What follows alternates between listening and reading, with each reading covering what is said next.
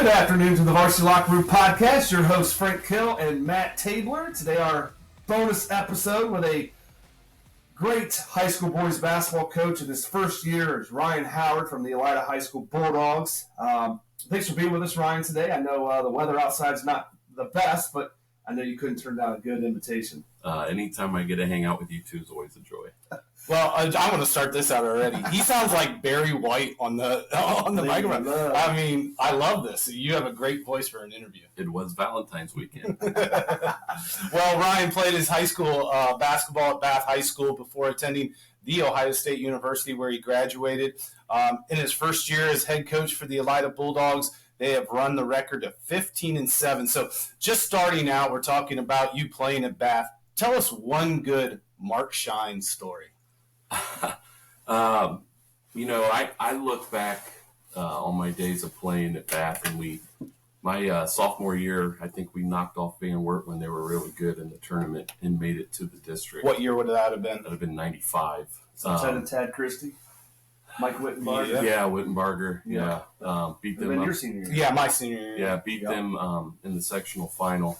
And they were a really good team. Yep. I was just sitting on the bench at that time, fortunate enough to get to dress. Then our next year, my junior year, I think we were ranked as high as second in the state. OG was one. They come over to Bath, and we play that game, and they trounce us. We meet again in the district final. And I tell our kids all the time, back then at Anderson Arena, it was like a sold-out crowd. I remember being at the free throw line, not even hearing the basketball bounce. I think we had a 10-point lead at halftime and ended up losing by 15. And it's just what those Ottawa teams did to you. They turned you over. The same things they're doing today, they were doing back then. We joked on the bus on the way home. Jesco said he had triple-double with 10 turnovers. But back as far as playing for Coach Shine, there were times I thought he was hard on me. And, as a kid, you don't really understand those things. And you look at it now and you're like, he's just trying to get the best out of you. And when I got back from college, I actually did some officiating with him. We would do some AYBT stuff and go to Fort Wayne and that together. And just talking to him now in general and whatnot about the game, and someone that you can talk to and text and whatnot here and there with him with WOSN has been good. Also getting to play for Coach Malk back then too. Those guys had a lot of knowledge and really respected them. And they're guys that when I see them, we still converse and talk about those things, and just really enjoyed that time. But Ryan, do you feel like what you learned from Coach Shine in terms of like that constructive criticism, being tough on you, do you feel like it's changed today? I know, because that's one of my biggest issues that I had as a coach, because I was the same type of player. I had coaches that were on me, like a fly on crap, and I deserved it. And you know what? I didn't take offense to it then. I feel like in today's world, it's completely different, because that's how I coached the first 7-8 years of my coaching career. Is like I felt like I was hard on my players because I wanted them to be better. But nowadays, I feel like it's tougher. Is that a tough question for you to answer? No, because you are a first year head coach.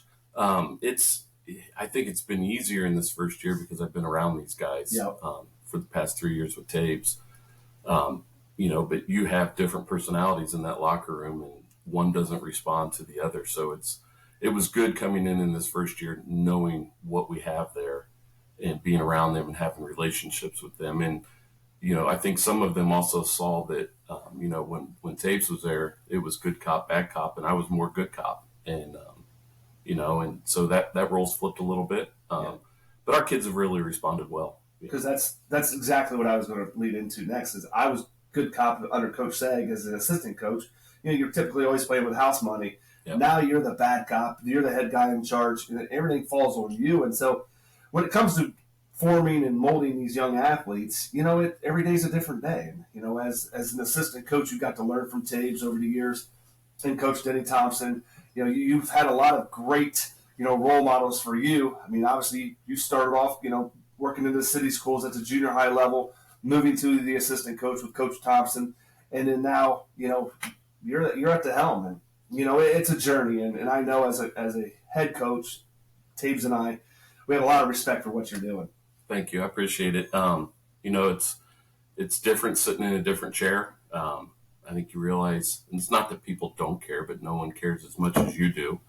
I seen what Taves went through as a head coach and what Denny went through as a head coach, and I kind of got to go home and shut it off as the assistant. And now I'm the one laying there sleepless at night, thinking about things, waking up early in the morning, and oh my God, what if they do this against us? So it's been a grind, but it's been fun. Well, you talk about those sleepless nights and everything like that, and you don't think about that when you first get the job, and it comes at you at a big wave. But what were some of the driving forces that got you, like Coach Kill just talked about, you were at the Lima City Schools, you broke in with Bath, you did even a little officiating in there before you became Coach Thompson's assistant.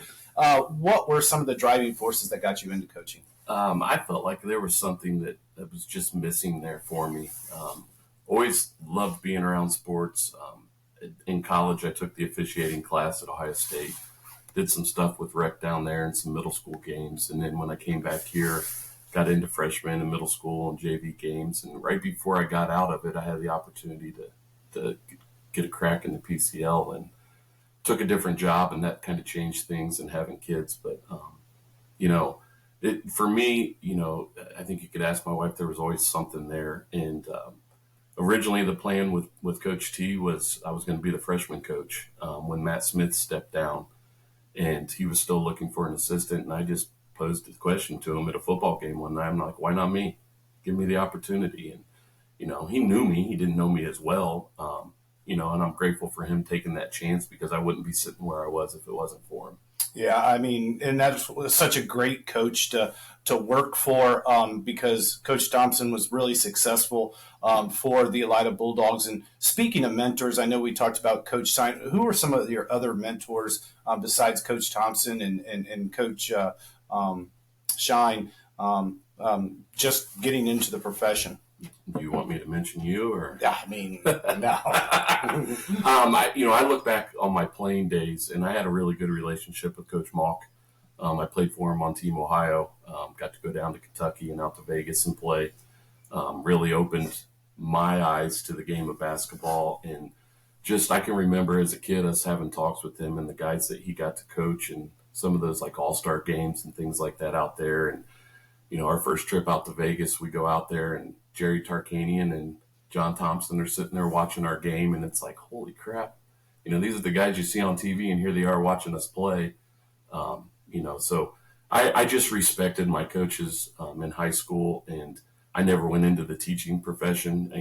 My parents tell me all the time, you should have been a teacher. I don't know if I could have done that, but, there's no regrets with it, and just getting back into it's been great for us. Well, I think everybody has that kind of that one guy or two guys that has an impact on you.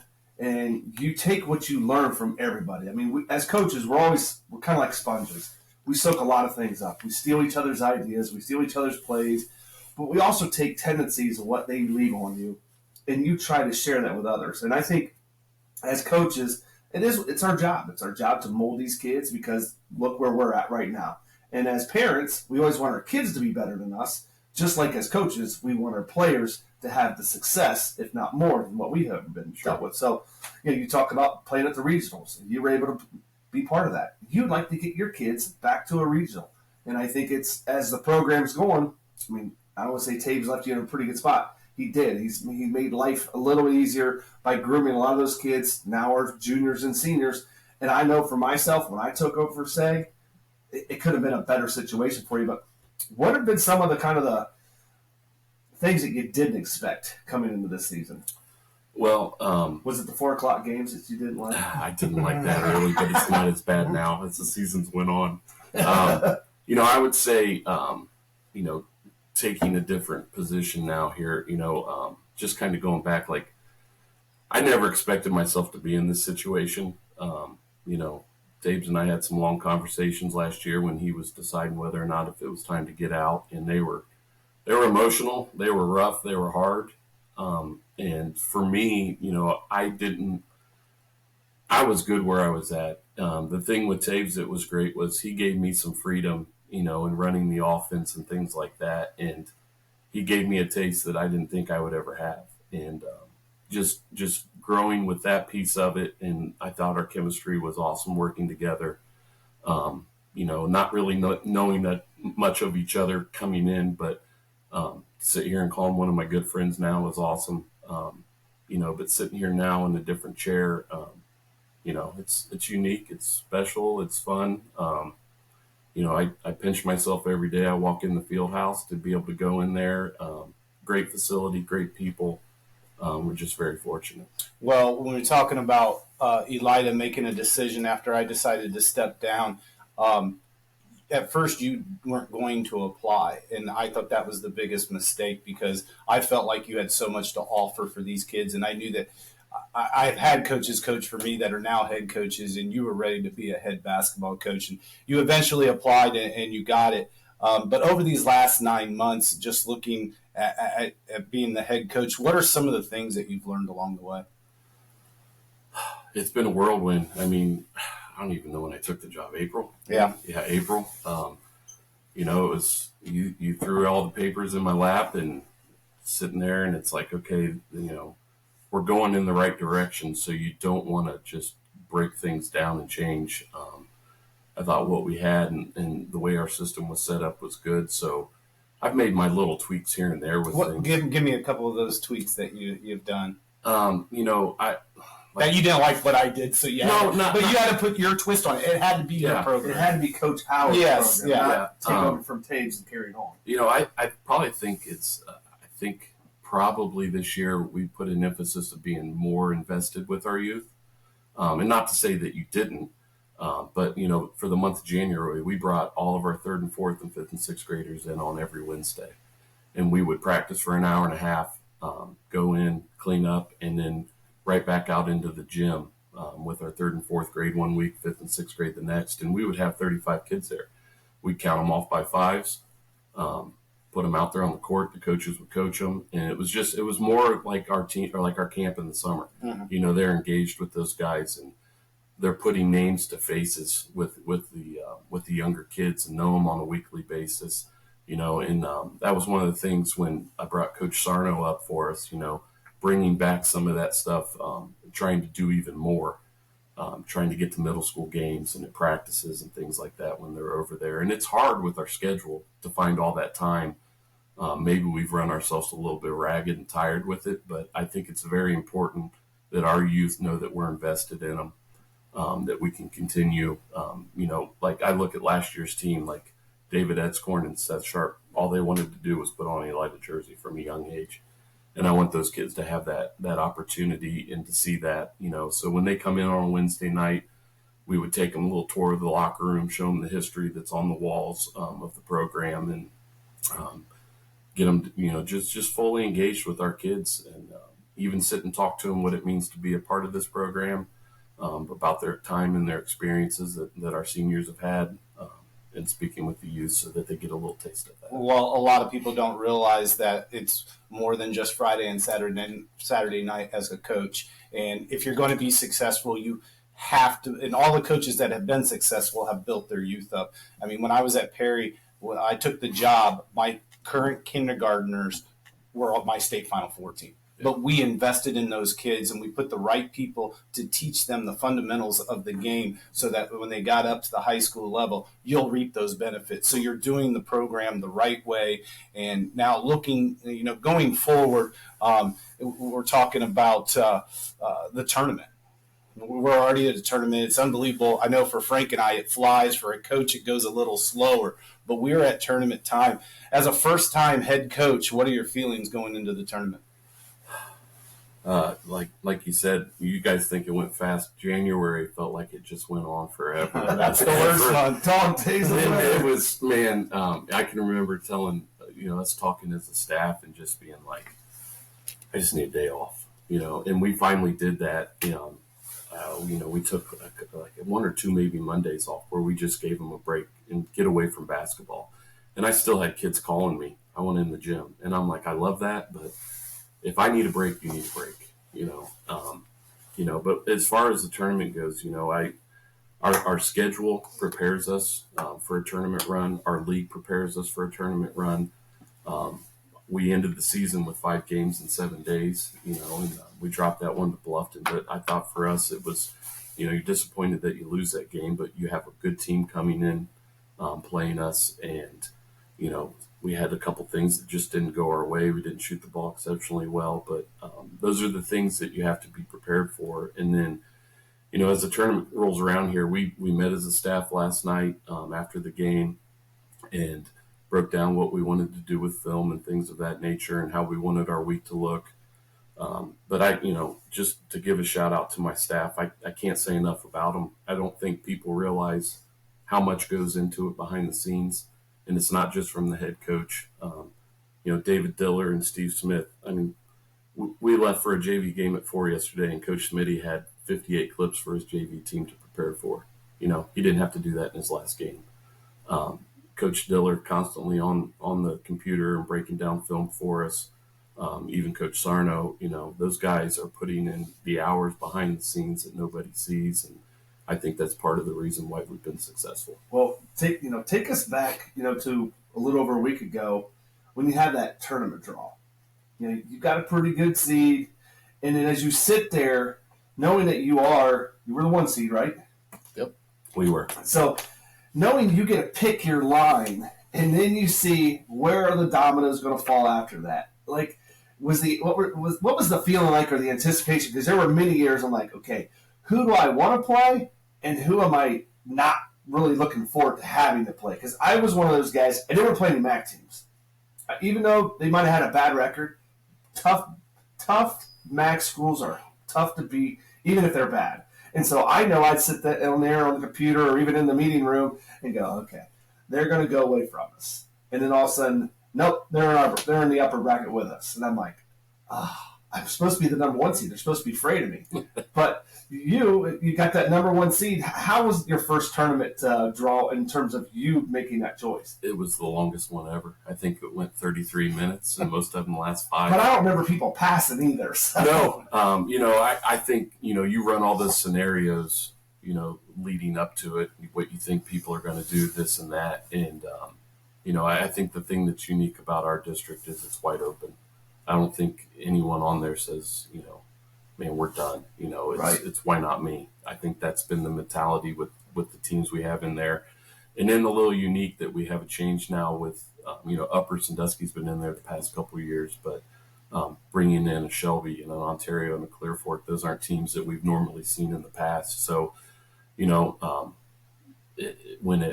don't think it went how everyone thought it was going to go. And I think a lot of times, sometimes those things don't, but at the end of the day, you got to play everybody, and you just hope you're hitting your best stretch when it comes time for tournament. Well, I think you're exactly right. You're going to be playing your high level basketball. You got back on the winning track this past week against St. Mary's and Jefferson. You took care of business on Saturday. I know going to Jefferson is never easy. It's the stage, and you're like, I don't know what we're going to get out of our kids, but you've set the tone for the upcoming week. And I think that's the most important. I talked to you after your hiccup there with Bluffton. Things like that happen. You like to be challenged at the end of the season. You don't ever want to lose, but if it happens, it's how do we respond? Because going into this tournament, everybody's really 0-0, just trying to get to 1-0. Yep. And so, as we sit here talking on the Varsity Locker Room podcast with co-host Matt Taylor and Frank Kill, special guest Ryan Howard, this has been a great opportunity. And again, every coach will learn from the previous year and try to change some things along the way to help improve the program. What are some of the things moving forward that you would like to change to make the program more successful? Whether you get beat next week, 2 weeks, 3 weeks, what have you learned so far that I'd like to do this next year? I really haven't taken much time to think about that. That's one of those where you decompress at the end of the season and you take it in as a whole. But like off the top of your head, did anything that come up to your mind like, hey, we got to change that next year? I don't necessarily know if it's from a system standpoint, but the struggle for me not being a teacher and at the school and with the kids day in and day out, we practice late every day. I got to understand what pays my bills at home, and that's my job first, and then put the kids second and still try to get things in with the family. So it's probably, how can I manage my time a little bit better right now. Just, you throwing this question at me as far as how things go, because, I still got to make sure I'm making time for family. Yep. My wife's been awesome through all of this.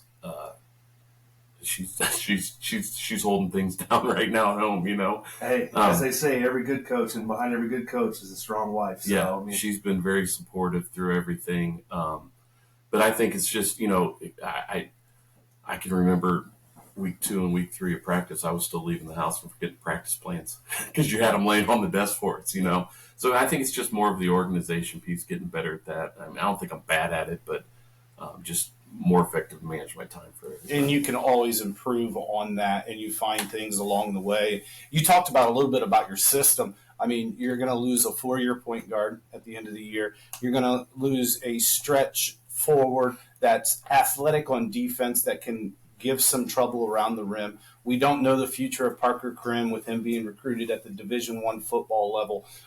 There are probably going to be some system changes. Going into next year, you have a dynamic guard back at Amari Walsh, and you have some nice pieces with some guys that got some valuable minutes. But if looking forward, do you look to tweak your system with some inexperienced players and maybe lacking a little athleticism? I don't think, you can't be naive and think that we can put a full court press on everybody. So you got to be realistic and understand what you're working with. So we'll evaluate those things when the season ends. Right now we're just focused on what we've got to do and keep this thing going. Well, let's face it, you might not make any changes until at the end of June. Yeah. When you get in the summer, I mean, you really don't know what hand you're dealt until certain things happen. And so when you start those off-season workouts, which you get 30 days after your last game, and then you feel kind of the guilt setting in, it's like, man, we got to get back in the gym because these kids got to start working. And you might not make any changes until when it comes September, October, when you're putting your season plan together, going, well, they didn't work in the summer. What do we have to do to be better, during the winter? And I reflect back on this year. Our JV team just finished up last night, 9-13. You look at that on paper and you're like, it's not that good. But that sophomore class won one game as freshmen. So progress always doesn't come from wins and losses. And I think it took some of those younger guys and less experienced guys that hadn't had time at varsity to feel like, figuring out what it takes to compete hard every day in practice, and you can't take plays off, and you just got to keep grinding. And the progress. We live in a society where everybody sees social media and all the good stuff, and I think some of our kids, maybe are frustrated at times, and they don't see the progress that they've made over the year, and hopefully they can reflect back on that and see that those things were good for them. Well, Ryan, I really appreciate you being here with us today. Again, the Varsity Locker Room podcast. Really appreciate all of our special guests. Tune in every Wednesday on Spotify and YouTube to get a breakdown of high school hoops with Frank Kill and Matt Tabor. But this week we will be going over the tournament preview. Monday, bonus episode.